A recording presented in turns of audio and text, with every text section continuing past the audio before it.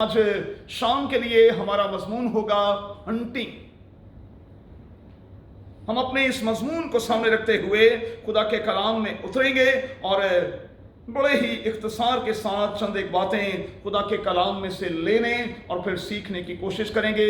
آج کا مضمون بالکل اچھوتا سا ہے، بالکل ریت اور رواج سے بالکل ہٹ کر ہے، اس لیے ہم اپنے اس مضمون کو ذہن میں رکھیں گے اور پھر پیدائش کی کتاب کے 3 باب کی 21ویں آیت کی مل کر تلاوت کریں گے۔ جی۔ اور خدا نے آدم کو اس کی بیوی کے واسطے چمڑے کے کپڑے بنا کر ان کو پہنائے۔ خدا کے کلام کی تلاوت پر، بائبل مقدس کے اس عظیم حصے پر خداوند کی برکت ہو، آمین۔ خدا کا شکر ہو۔ تشریف رکھیں۔ ہنٹنگ، یہ آج کا ہمارا مرکزی عنوان ہے۔ ہم نے اپنی عبادت کا آغاز زبور کی کتاب کے 50ویں زبور کی چند ایک آیات سے کیا تھا۔ جب ہم نے آج کی عبادت کو شروع کیا تو ہم نے زبور کی کتاب کے 50ویں زبور میں سے چند ایک آیات اپنے سامنے رکھی تھی۔ کلام میں لکھا ہے کہ خداوند تیرا خدا میں ہی ہوں، میں تجھے تیری قربانیوں کے سبب سے ملامت نہیں کروں گا، اور تیری سوختنی قربانیاں برابر میرے سامنے رہتی ہیں۔ نہ میں تیرے گھر سے بیل لوں گا، نہ تیرے باڑے سے بکرے، کیونکہ جنگل کا ایک ایک جانور اور ہزاروں پہاڑوں کے سب چوپائے میرے ہیں۔ اگر میں بھوکا ہوتا تو تجھ سے نہ کہتا، کیونکہ دنیا اور اس کی معموری میری ہی ہیں۔ کیا میں سانڈوں کا گوشت کھاؤں گا یا میں بکروں کا خون پیوں گا؟ اور پھر مجھے اور آپ کو یہ تلقین کی گئی کہ خدا کے لیے شکر گزاری کی قربانی گزران اور حق تعالیٰ کے لیے اپنی منتیں پوری کر۔ اور آج کے لیے مرکزی آیت زبور کی کتاب کے 50ویں زبور کی آخری آیت، جو شکر گزاری کی قربانیاں گزرانتا ہے وہ میری تمجید کرتا ہے، اور جو اپنا چال چلن درست رکھتا ہے اس کو میں خدا کی نجات دکھاؤں گا۔ سینٹر والے پارٹ کو ہم آج کچھ دیر کے لیے اپنی توجہ کا مرکز بنائیں گے۔ لکھا ہے جو اپنا چال چلن درست رکھتا ہے۔ کسی بھی طرح کی قربانی کو کرتے ہوئے بائبل کا خدا اصل میں اس کے پیچھے جو میری اور آپ کی نیت ہوتی ہے، جو میرا اور آپ کا مقصد ہوتا ہے، اس پر زیادہ نگاہ رکھتا ہے۔ اب آئیے ذرا اپنے اس مضمون کی طرف چلیں۔ ہنٹنگ، شکار۔ آپ میں سے کتنے ہیں جن کو شکار کا شوق ہے؟ بھائی ہاتھ کھڑا کریں۔ کوئی بھی نہیں؟ اوکے، فشنگ کا، اوکے، ٹھیک ہے، ٹھیک ہے۔ ہنٹنگ جو ہے یہ بری چیز نہیں بھائی، اگرچہ کہ یہ رولز کے تحت ہو۔ ہنٹنگ جو ہے میری دانست میں بری نہیں، لیکن اس وقت جب اس میں جانوروں پر خام خواہ کا ظلم نہ کیا جائے اور جانوروں کو خام خواہ میں اذیت نہ دی جائے۔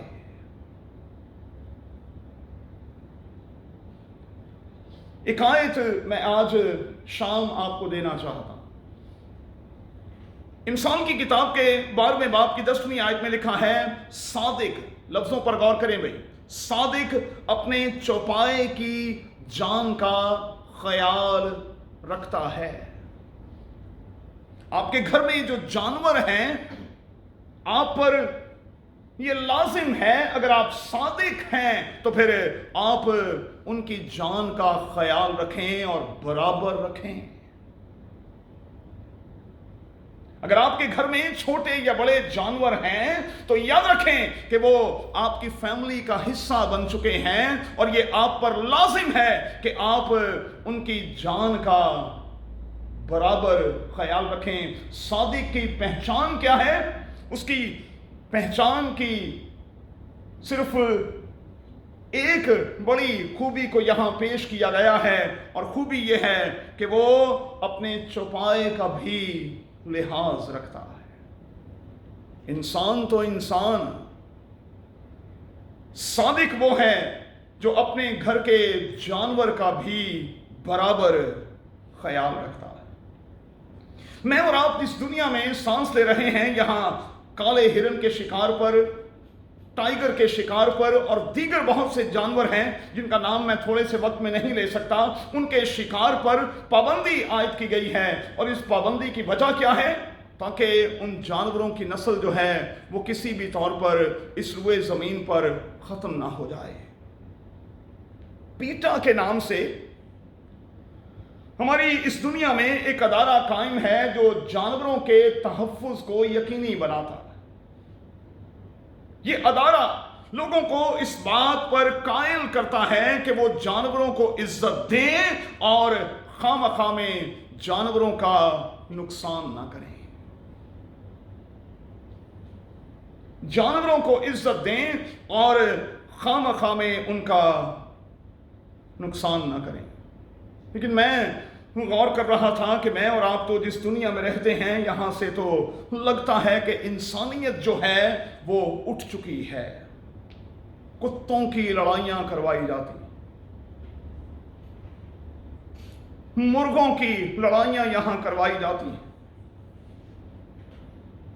بلز جو ہیں ان کو اپنے پیچھے دوڑایا جاتا ہے اور کہا جاتا ہے کہ یہ انٹرٹینمنٹ کے لیے ہے۔ ارے بھائی، یہ کیسی انٹرٹینمنٹ ہے جس میں آپ جانوروں کو اذیت دے رہے ہیں؟ یہ کس طرح کی انٹرٹینمنٹ ہے؟ آپ آدم ہونے کے ناطے یہ اختیار تو رکھتے ہیں، اور یہ اختیار قادر خدا نے آپ کو دیا ہے۔ بائبل مقدس کے پہلے پنے پر لکھا ہے کہ آدم ہونے کے ناطے مجھے اور آپ کو یہ اختیار دیا گیا ہے کہ ہم جانوروں کو جو نام دینا چاہیں دیں، اور وہ نام آدم نے دیے۔ لیکن ہمیں قطعاً بائبل مقدس میں یہ اجازت نہیں دی گئی کہ ہم جانوروں کے ساتھ کسی بھی طور پر برا سلوک کریں۔ اپنے اختیار کا ہم ناجائز فائدہ اٹھانے کی مہربانی سے کبھی کوشش نہ کریں۔ جانور کو بھی درد ہوتا ہے۔ بار برداری کے لیے ہمارے ملک میں جو جانور استعمال کیے جاتے ہیں، جب ان پر تشدد کیا جاتا ہے، جب ان پر ایکسٹرا لوڈ ڈالا جاتا ہے، آپ یقین جانیں دیکھتے ہوئے میری جان نکل جاتی ہے۔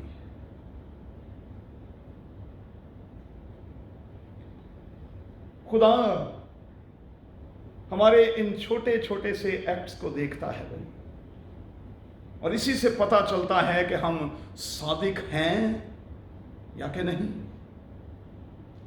ہم خدا کے لوگ ہیں یا کہ نہیں، ہم اختیار کا صحیح استعمال کرنے والے ہیں یا کہ نہیں۔ تو مہربانی سے انٹرٹینمنٹ کے لیے کسی جانور کو تکلیف دینے کی کوشش نہ کریں۔ ایسی خوشی سے اپنے آپ کو دور رکھیں گے۔ اور میں تو جب خدا کے کلام کے اس حصے کی تیاری کر رہا تھا تو میں تو اس نتیجے پر پہنچ رہا تھا کہ انسانیت اس قدر اٹھ گئی ہے کہ ہم جانوروں کا شکار کرتے کرتے کرتے کرتے اب تو دنیا میں انسانوں کا بھی شکار کرنے لگے ہیں۔ کیا گھات لگا کر لوگ بیٹھ نہیں جاتے؟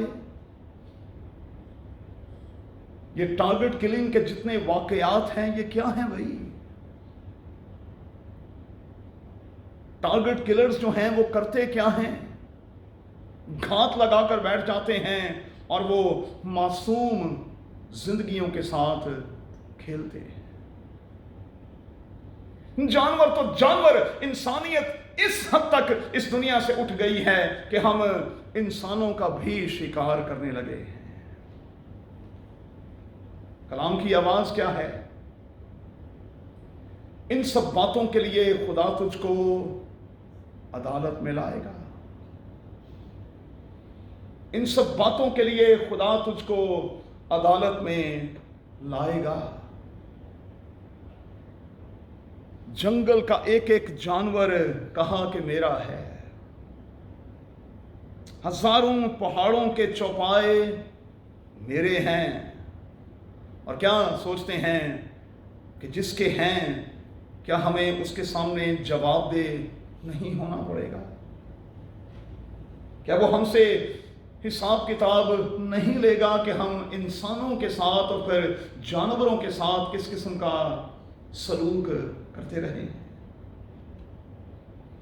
चलें एक स्टेप आगे बढ़ते हैं, जल्दी के साथ आगे बढ़ेंगे।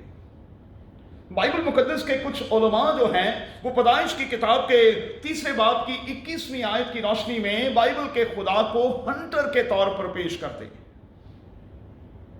वो कहते हैं कि बाइबल का खुदा जो है वो हंटर है। हुआ क्या? अदन में जब दुनिया के पहले 2 इंसान गुनाह में गिर गए, दिखाई देता है कि वहां किसी जानवर को ज़बह किया गया और फिर इंसानों के लिए चमड़े के कुर्ते बनाए गए। अच्छा, मुझे नहीं पता कि कितने जानवर ज़बह किए गए, क्योंकि बाइबल खामोश है। मुझे यह भी नहीं पता कि किस साइज के जानवर जो हैं वो ज़बह किए गए और इंसान के लिए चमड़े के कुर्ते बनाए गए। अच्छा, मुझे यह भी नहीं पता कि चमड़ा तो ले लिया गया, लेकिन उस गोश्त का क्या किया गया, क्योंकि बाइबल इस हवाले से भी खामोश है। उस गोश्त के साथ क्या किया गया, इस बात का कतन हमें पता नहीं। लेकिन तब से एक रीत जरूर चली। सर्द इलाकों में रहने वाले लोग जो हैं वो आज भी बाइबल के खुदा की नकल करते हैं। कैसे? वो चमड़े के लिबास जो है उसे इख्तियार करते हैं, इस्तेमाल करते हैं ताकि ठंड से बच सके। अच्छा, बाइबल मुकद्दस के पहले पन्ने पर तो हमें सिर्फ सब्जियां और नट्स जो हैं वो खाने की इजाजत दी गई थी। याद रहे कि आदम और उसकी बीवी दोनों वेजिटेरियंस थे, वेज खाते थे भाई वो। तब मीट नहीं था, मीट का कोई कॉन्सेप्ट नहीं था। लेकिन जब हम बाइबल मुकद्दस में आगे बढ़ते हैं तो फिर पैदाइश की किताब के नामे बाब में तूफान नूह के बाद तो नूह को और उसके खानदान को यह इजाजत दी गई कि वो गोश्त भी खाया करें। लेकिन अदन में ऐसा नहीं था। अदन में ऐसा नहीं था। अच्छा, जब से खुदा ने ये हुक्म दिया कि गोश्त खा लिया करें, हम गोश्त खोर हो गए। अब हम न सिर्फ जानवरों का गोश्त खा रहे हैं, बल्कि माजरत के साथ कहूंगा, हम इंसानों को भी नोच नोच कर खा रहे हैं। हम इंसानों को भी नोच नोच कर खा रहे हैं। और ये सिलसिला जो है वो किसी ना किसी तौर पर हमें जारी दिखाई देता है। आगे बढ़ते हैं। खैमा इज्तिमा में काहिन के लिए यह बड़ा जरूरी होता था कि वो खून लेकर अंदर जाए, क्योंकि बगैर खून बहाए मुआफी नहीं। वो स्वीट सा अरोमा, वो जबरदस्ती खुशबू जो है जब खुदावंद लेता था तो फिर वो अपने लोगों को बख्श देता था, उन्हें मुआफ कर देता था उस स्वीट अरोमा के बायस, उस राहत अंगेज, बाइबल मुकद्दस में ये लफ्ज है, राहत अंगेज खुशबू के बायस खुदा अपने लोगों पर करम करता था और उनके गुनाह बख्श दिए जाते थे। थोड़ी सी और जंप करते हैं तो मुशर्रफ की कहानी में जब वो वापस आया तो फिर बारबेक्यू पार्टी ہمیں دکھائی دیتی ہے۔ اب بائبل مقدس میں باربیکیو پارٹیز جو ہیں وہ ہمیں کثرت کے ساتھ دکھائی دیتی ہیں، اور میں آپ کو بتا دوں کہ اوپر بھی اسی قسم کی پارٹیز چلیں گی بھائی، اوپر بھی اسی قسم کی پارٹیز چلیں گی، اور خدا کے لوگ اس راحت انگیز خوشبو کو خدا باپ کے ساتھ ہوتے ہوئے لیں گے اور خداوند کی شکر گزاری کریں گے اور اس کے نام کی تعریف کریں گے۔ پطرس کو ضرور کہا گیا کہ تو ذبح کر اور کھا، لیکن بائبل مقدس میں کہیں یہ نہیں کہا گیا کہ تو کسی جانور پر تشدد کر اور خامخواہ کسی جانور کی جان لے۔ پھر سے سنیں، نہ میں تیرے گھر سے بیل لوں گا، نہ تیرے باڑے سے بکرے، کیونکہ جنگل کا ایک ایک جانور اور ہزاروں پہاڑوں کے چوپائے میرے ہی ہیں۔ میں بھوکا نہیں ہوں کہ تجھ سے جانور لوں، میں بھوکا نہیں۔ اس کا مطلب یہ ہوا کہ بائبل کا خدا نہ صرف انسانوں کا خیال رکھتا ہے بلکہ وہ جانوروں تک کا بھی خیال رکھتا ہے، اور وہ چاہتا ہے کہ ہم ایک دوسرے کا بھی خیال رکھیں اور ہم اپنے گھر میں موجود جانوروں کا بھی خیال رکھیں۔ کیوں؟ کیونکہ صادق کی پہچان یہ ہے کہ وہ اپنے چوپائے کا بھی لحاظ رکھتا ہے۔ اب خدا نے کیا کیا؟ قربانیوں کا ایک سلسلہ ہمیں اولڈ ٹیسٹامنٹ میں دکھائی دیتا ہے،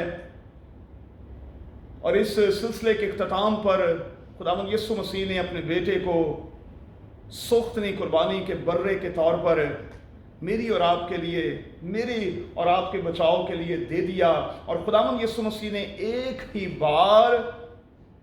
بار اس عظیم قربانی کو دینے کے بعد قربانی کا یہ سلسلہ جو ہے اسے ختم کروا ڈالا۔ اب قربانی کی ہمیں ضرورت نہیں ہے بھائی، ہمیں قربانی کی ضرورت نہیں ہے، اور میں خداوند کا بڑا ہی شکریہ ادا کرتا ہوں کہ جو ہی خداوند یسوع مسیح نے صلیب پر جان دی، اس کے بعد سے نہ آج کے دن تک ہیکل ہے، نہ ہیکل میں قربان گاہ ہے، اور نہ اس قربان گاہ پر کوئی قربانی چڑھائی ہی جا رہی ہے۔ خدا نے اس قربان گاہ کو اٹھا کر کہیں دے مارا، اس لیے کہ خدا دنیا کو یہ سکھانا چاہتا تھا کہ اب مزید قربانی کی کوئی ضرورت نہیں رہی۔ ہم آزاد ہیں بھائی، لیکن اتنے بھی آزاد نہیں کہ ہم ایک دوسرے کے ساتھ اور جانوروں کے ساتھ برا سلوک کریں۔ اسی لیے اس عظیم کتاب میں آیا کہ اپنی آزادی کو ہم بدی کا پردہ نہ بنائیں۔ اور آج کا خیال کیا ہے؟ جو شکر گزاری کی قربانی گزرانتا ہے وہ میری تمجید کرتا ہے۔ اب یہ ہونٹوں کی قربانی ہم گزرانتے ہیں بھائی، اب خدا کو اس قربانی کی ضرورت ہے، بکروں اور بچڑوں کی قربانی کی نہیں۔ یہ تمجید، حمد کی قربانی جو ہے جب ہم گزرانتے ہیں، اور جب ہم لائق طور پر گزرانتے ہیں، روح اور سچائی کے ساتھ گزرانتے ہیں، تو بائبل کا خدا ایسے پرستاروں کو اس کے افسانے میں برکت دیتا ہے۔ ہونٹوں کا ہدیہ اب ہمیں خداوند کو نظر کرنا ہے اور اپنے چال چلن کو درست رکھنا ہے۔ مرکزی بات یہ ہے، ہمیں اپنے چال چلن کو درست رکھنا ہے اور اپنے ہونٹوں کا پھل یا ہدیہ جو ہے وہ خداوند کو نظر کرتے اور کرتے رہنا ہے۔ تھوڑے سے وقت میں ہم نے آج 3 باتیں سیکھی ہیں۔ پہلی بات ہم نے یہ سیکھی ہے، ہنٹنگ کوئی برا شوق نہیں، لیکن اس کی آڑ میں ہم زیادتی نہ کریں، ظلم نہ کریں بھائی۔ دوسری بات، بائبل مقدس کا خدا جو ہے وہ میری اور آپ کی کسی چیز کا بھوکا نہیں ہے۔ وہ ہماری قربانیوں کا اور پھر قربانی کے جانوروں کا بھوکا نہیں. وہ کہتا ہے کہ کیا میں سانڈوں کا گوشت کھاؤں گا یا میں بکروں کا خون پیوں گا. وہ ہماری کسی چیز کا بھوکا نہیں. اور مت خیال کریں کہ جب ہم کوئی چیز خداوند کو دیتے ہیں تو ہم احسان چڑھاتے ہیں اپنے رب خداوند پر. تیسری بات جو ہم نے سیکھی ہے وہ یہ ہے کہ ہم جو کچھ بھی کرتے ہیں اس کے پیچھے بائبل کا خدا ہماری نیت اور ہمارے عمل پر اپنی نگاہ کو جمائے رکھتا ہے. اور آج کا پیغام میرے اور آپ کے لیے کیا تھا؟ ہم کچھ بھی کریں، ہم خواہ ہونٹوں کی قربانی کا ہدیہ ہی آج خداوند کو نظر کیوں نہ کر رہے ہوں، اس کے ساتھ ہی ساتھ اپنے چال چلن کو بھی درست کریں. اپنے چال چلن کو درست کریں، ایک دوسرے کا لحاظ اور خیال رکھیں اور جانوروں کا بھی لحاظ اور خیال رکھیں. آئیے دعا کریں. میرے خداوند تیرے کلام کی ان خوبصورت باتوں کے لیے، تیرے بیٹے یسوع کی عظیم قربانی کے لیے ہم تیرا شکر، تیری تعریف کرتے ہیں. اور اے باپ، ہم تیرے بڑے ہی شکر گزار ہیں کہ نہ صرف تو ہمیں پیار کرتا ہے بلکہ تو جانوروں کو بھی پیار کرتا ہے. اور تیرے کلام میں آیا ہے کہ تیری پاک مرضی کے بغیر چڑیا بھی زمین پر نہیں گرتی. اس لیے فضل بخش دے کہ ہم اپنے چال چلن کو درست کریں، ایک دوسرے کا لحاظ رکھیں اور اس دنیا میں موجود چرند پرند اور جانوروں کا بھی لحاظ رکھیں، ان کی عزت کریں اور خواہ میں ان کی جان لینے سے گریزاں ہوں. یسوع کے نام میں آمین.